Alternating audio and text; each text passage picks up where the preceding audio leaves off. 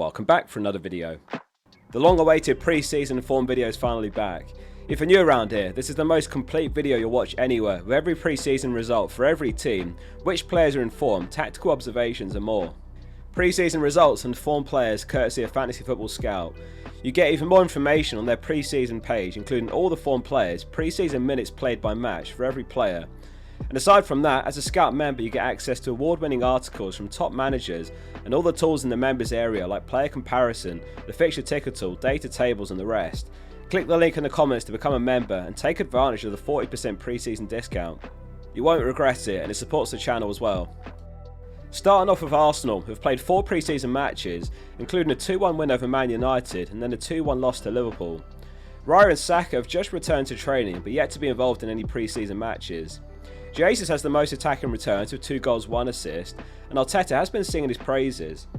He said, quote, "He looks really good, he looks really sharp, he's changed a lot of things over the summer, he's come in top condition again, and when you have that baseline other things can be built, but without that foundation you don't have a player. And he needs to be in that condition to get the best out of himself. He realised that, and I'm really happy with what he's shown today again." I watched the Liverpool vs Arsenal game and Havertz played in midfield and it was Jesus up top. However, Jesus was pretty ineffective. The problem is that he doesn't offer the same outlet as Havertz, who's a big player, and he offers an option for long balls aimed at him. And Arsenal are reportedly close to sign Mourinho as well, who's going to play in midfield alongside Odegaard in that Xhaka role. I'm fully expecting Havertz to still lead the line in Game Week 1, so I'm not put off by Havertz at all after that one game. Thoughts on Liverpool will come later. Arteta's been playing White and right back and Timber as centre back a lot. And when asked about this, he basically said the demands of right back are far more, and he implied he doesn't want to disrupt what's working as well. So I'm expecting White's minutes to be secure and not a risk initially. We might see Timber using left back if anything, alongside Calafiori for a while. Havertz scored against Liverpool. It was a corner that was cleared and then recycled back into the box and fell to Odegaard, who sent Tsimikas the wrong way to drill a ball into Havertz in front of goal. Aston Villa have played 4 times in pre-season, most recently a 2-0 loss to RB Leipzig. Rodgers has become a player to seriously consider for your team. He's only 5 mil and he's got 3 goals, 1 assist. He was signed in Game Week 23 last season in the January window, and by Game Week 29 he went on to start 7 games in a row. As per Scout's minutes tracker, only Diego Carlos has actually played more pre-season minutes than Rodgers. The caveat is that he's not fully nailed, there is a lot of competition, and despite Diaby's departure, Villa have had a few incoming players. Bailey a great option for 6.5 mil, he's got 1 goal, 1 assist in pre-season as well. Neither of them are likely to make it to 90 minutes often this season in my eyes, but they're not particularly expensive either. Rodgers is likely to be in my final Game Week 1 team, Bailey less likely, but a great pick nonetheless. We've got Archer under the notes here, he's got 2 goals himself, not one to consider unless he's signed for another Premier League team, he's 5 mil in FPL. Not much to report in the Bournemouth camp, they've played 2 games which are both 1-1 draws with Wrexham and Arsenal. Semenyo could be a handy pick later in the season for 5.5 mil. Been reclassified from forward to midfielder this season and he scored their only goal against Arsenal, albeit a big deflection looping past Hine. Solanke's played 25 and 64 minutes across the 2 games and they've got another 2 games to play before Game Week 1. Brentford have been brutally unlucky with new signing Thiago showing promise and then picking up a long-term injury, a meniscus tearing his knee. Very likely means Tony's going nowhere if there was a chance of leaving. Though if Tony does still leave, and Mbeumo moves right up the top of the 6.5 mil midfielders list. We saw him thriving during Tony's ban last season and he was on pens then. He's got 2 goals in pre-season. Flecken's not played in pre-season yet, arriving back later from the Euros, but expected to be number 1 still.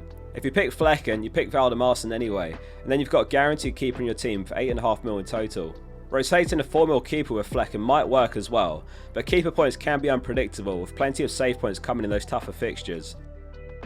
Brighton have played 2 games in pre-season, winning both 5-1 and 4-2 in their Japan pre-season tour. New summer signing Minte has been a standout, scoring in both games, he's looking fresh. Minty fresh you could say. A beautifully taken Kerner against Tokyo Verdy which went bottom corner, only 5.5 mil. He has got a dinger for competition and also March once he's back, so he's a bit risky for minutes, but he's shown a lot of promise. New coach Herzl off to a good start after 2 games. I mentioned in the video last week that he made a really defensively solid team out of St. Pauli, and he had a ton of success on set pieces, which could equate to Dunk being a real gem for 4.5 mil. Van Heck could be a gem as well, and he scored in pre-season. Herzler remarked on set pieces the other day, saying, "I'm a big fan of set pieces because set pieces are a game changer, they are a match winner, and this will be part of my identity." Verbruggen's injured and expected to miss the start of the season, so avoid him. João Pedro also missed their pre-season tour with an injury himself, though he is back in training now. Another possible gem for 5.5 mil on penalties. Former defender Barco's played superb, and the expectation is that he'll line up in left wing back. Once the Superman starts, it could boil down to how Barco's fared in that time. Estupiñán is not expected back until later in September or possibly October currently. Lots to discuss at Chelsea. Palmer's not played yet, arriving later because of the Euros, and Nkunku's been by far the standout player. He plays with intelligence, he's a versatile player, and he's got 3 goals, 1 assist. 2 of those goals were penalties, which of course will be Palmer's job once the season kicks off. However, he did win a penalty himself and he gave it to Madueke. The team are clearly still learning the system. I watched the Celtic game and they were dominated. Looked wide open at the back at times and there were a few defensive mistakes. Against Club America, Chelsea were much better. New signing Gu's got 1 goal, 1 assist and only 5 mil, though he'll probably be a rotation risk. And Chelsea are being linked to Vossaman. Nkunku can play anywhere across the front and even in behind the striker, and he's found his way into my Game Week 1 team currently on pre-season form. This week, Nkunku said he knows he's not 100% fit, which is a comment that's got a few people worried. I think this one's open to interpretation. In my eyes, I think he's talking about match fitness or sharpness. There is potential for early substitutions. I mean, he's played more pre-season minutes than anyone, 45, 90 and 83 minutes across the 3 games. Crystal Palace have played 3 times, no Eze yet because of the Euros. Raksaki's got the most goals with 3, despite only 88 minutes played. Incredibly highly rated youngster, probably one to swerve though, unless he joins another Premier League team. Palace have signed Ismaila Sarr as well. The other new signing, Kamada, is 5.5 mil, and he's got 1 goal, 2 assists. He played under Glasner before at Frankfurt, where he was very good there. Mateta still away at the Olympics, and he's through to the semi-finals, so avoid Mateta. Not much going on at Everton. They've drawn 1 and lost 2 in pre-season. Mikalenko's one to keep an eye on. He's a popular 4.5 mil pick, but he hasn't played at all. He hasn't even made the bench in any game. No Pickford yet either, and Branthwaite's not played at all yet. 5 mil forward Chamiti's got 2 goals, 2 assists, but he's likely to be way down the pecking order. Fulham have played twice, including an impressive 1-0 win over Benfica yesterday. Meunier is a possible gem for 6 mil. He's got 1 goal, 1 assist. After Man United in Game Week 1, they face Leicester and Ipswich back to back. 5.5 mil midfielder Smith Rowe's just joined Fulham from Arsenal, a club record signing. I'm not personally tempted just now. He has massively struggled with injuries the last couple of years, and there are other players looking better for 5.5 mil. More on that later. Ipswich have played just the 2 games, a 1-0 win over Shakhtar Donetsk and then a loss to Düsseldorf. No form players to highlight right now, but it's worth mentioning that former defender Johnson has started both games in right back, playing 90 and 80 minutes. Vardy's racing against the clock to be fit for Game Week 1. He scored in their first pre-season game against Villarreal. He's not badly injured, expected to return in the next week or 2. Best to avoid him though, with João Pedro and Armstrong looking like the better 5.5 mil picks. FPL legend James Justin's got 2 assists in pre-season.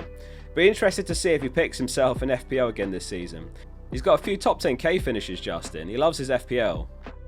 Big one next, Liverpool. So Trent's not back with the team yet either. Bradley has been impressive in right back. Salah's got 1 goal, 1 assist. Liverpool looked really sharp against Arsenal. Elliott played outstanding. He slotted a quality through ball to Salah, who was giving Zinchenko an absolute nightmare that game. Salah took it well and slotted it bottom corner.